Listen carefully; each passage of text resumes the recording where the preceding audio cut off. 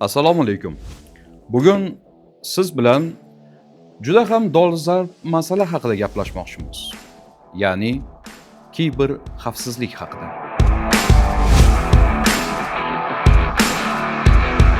Biz har kuni internetdan foydalanamiz.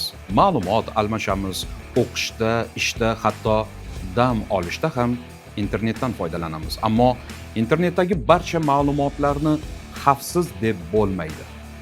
Kimdir sizning shaxsiy ma'lumotlaringizni olishga, akkauntingizga kirishga yoki kartangizdagi pullarni o'zlashtirishga harakat qilishi mumkin. Shunday ekan, ehtiyot bo'lish juda ham muhim. Login parollaringizni hech kimga aytmang. Shubhali havolalarga, kimdandir kelgan fayl yoki surpriz sovg'alariga aldanib kirib qo'ymang. Shaxsiy ma'lumotlaringizni boshqalarga aytmang. Chunki sizning shaxsiy ma'lumotlaringiz bu sizning shaxsingizdir. Biz Iqtisodiyot va pedagogika universitetida bilim olish bilan birga mas'uliyatli bo'lishni, xavfsiz va barkamol bo'lishni ham o'rganishimiz kerak.